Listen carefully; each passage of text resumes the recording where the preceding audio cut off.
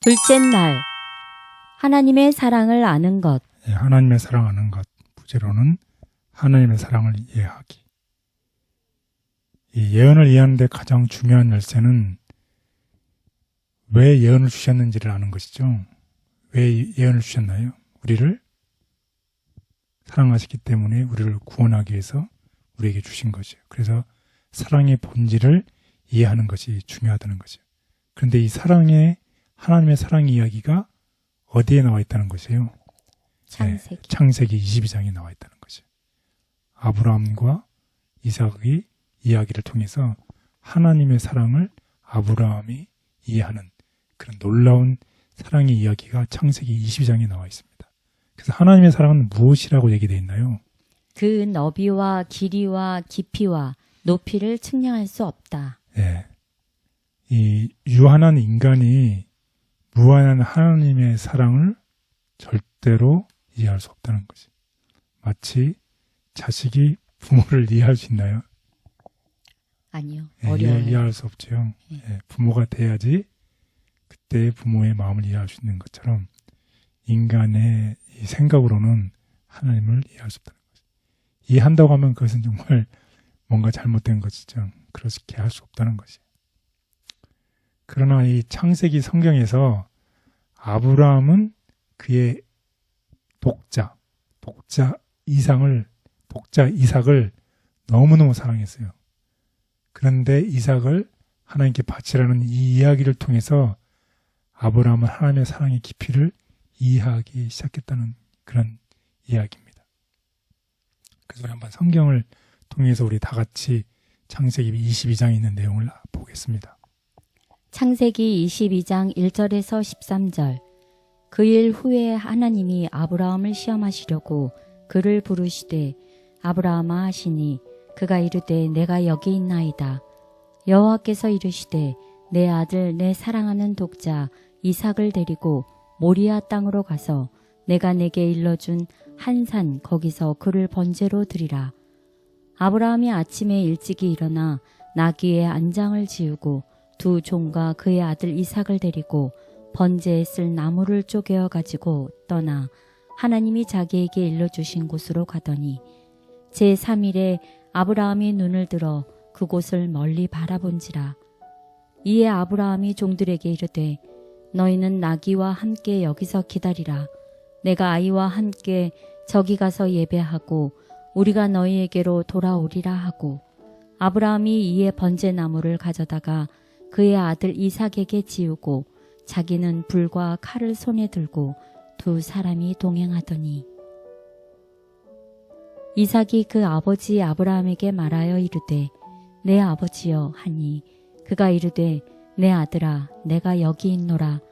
이삭이 이르되 불과 나무는 있거니와 번제할 어린 양은 어디 있나이까. 아브라함이 이르되 내 아들아 번제할 어린 양은 하나님이 자기를 위하여 친히 준비하시리라 하고 두 사람이 함께 나아가서 하나님이 그에게 일러주신 곳에 이른지라. 이에 아브라함이 그곳에 제단을 쌓고 나무를 버려놓고 그의 아들 이삭을 결박하여 제단 나무 위에 놓고 손을 내밀어 칼을 잡고 그 아들을 잡으려 하니 여호와의 사자가 하늘에서부터 그를 불러 이르시되 아브라함아 아브라함아 하시는지라. 아브라함이 이르되 내가 여기 있나이다 하매 사자가 이르시되 그 아이에게 내 손을 대지 말라. 그에게 아무 일도 하지 말라. 내가 내 아들 내 독자까지도 내게 아끼지 아니하였으니 내가 이제야 내가 하나님을 경외하는 줄을 아노라. 아브라함이 눈을 들어 살펴본즉 핫 순양이 뒤에 있는데 뿔이 수풀에 걸려 있는지라. 아브라함이 가서 그 순양을 가져다가 아들을 대신하여 번제로 드렸더라. 예, 너무나 유명한 이야기죠.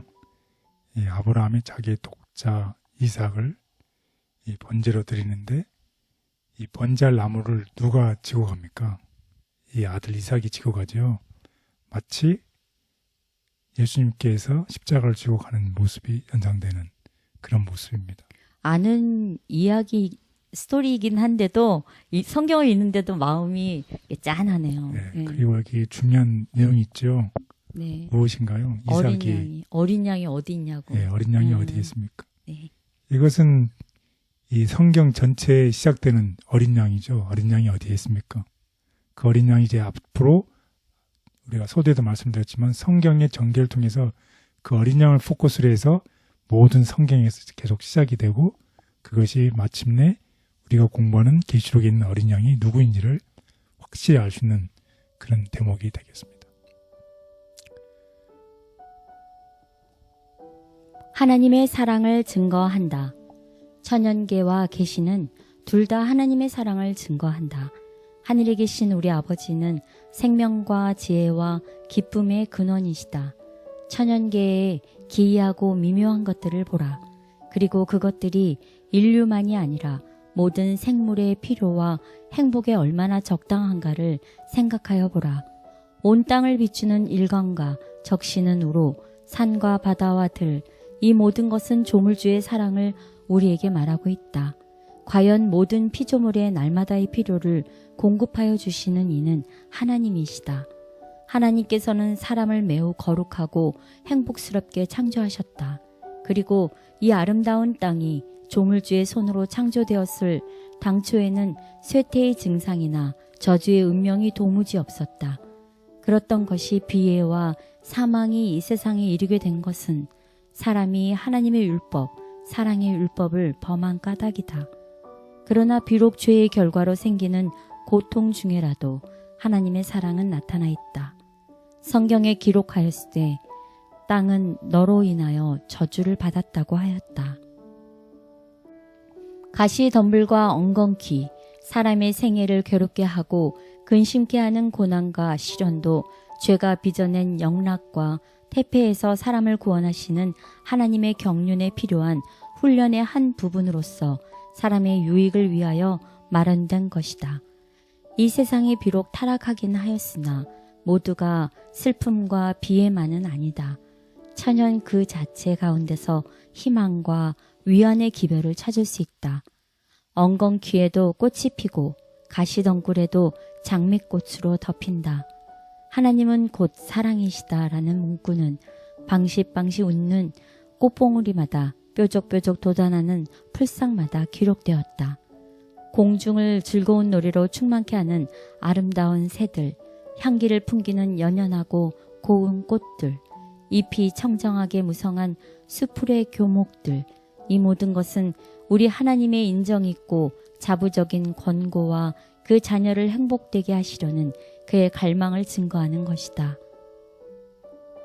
예언을 이해하는 중요한 열쇠는 사랑의 본질을 이해하는 것이다.